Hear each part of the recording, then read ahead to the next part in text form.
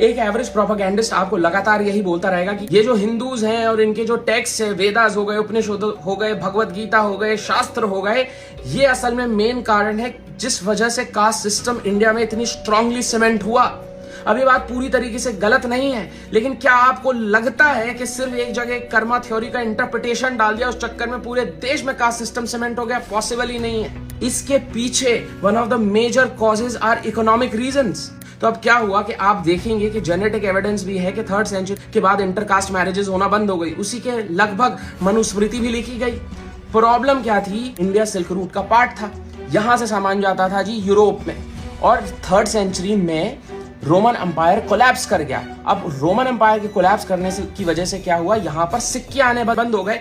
तो राजा को किसी से काम करवाना होता था, वो क्या करे, अब सिक्के तो आ नहीं रहे, तो वो लैंड दे देता था। देश बड़ा था जी, भर भर के लैंड है हमारे पास। तो उस चक्कर में इंट्रोड्यूस हुआ जजमानी सिस्टम। जिस व्यक्ति के पास लैंड था उसके पास पावर था। अब उस व्यक्ति के लिए कोई अगर काम करे, मैं अगर जजमान हूं, मेरे लिए कोई काम करे, तो मेरे पास भी तो सिक्के है नहीं उसको देने के लिए। मैं उसे क्या दे सकता हूं? मैं उसे प्रॉमिस कर सकता हूं कि जी मैं तेरा ख्याल रख लूंगा, सिक्योरिटी देख लूंगा और तुझे खाने पीने राशन का सामान दे दूंगा।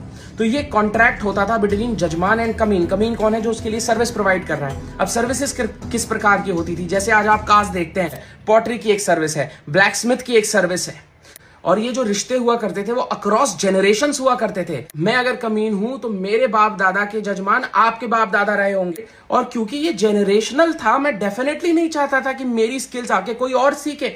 जैसे ही मैं इंटरकास्ट मैरिज करूंगा, 2 परिवार मिलेंगे, मेरी स्किल्स वहां ट्रांसफर होंगी, so on and so fourth. मैं अपनी स्किल्स को बचा के रखना चाहता था अपनी कम्युनिटी के लिए ही, एंड देयरफॉर इंटरकास्ट मैरिजेस होना एकदम ही बंद हो गई।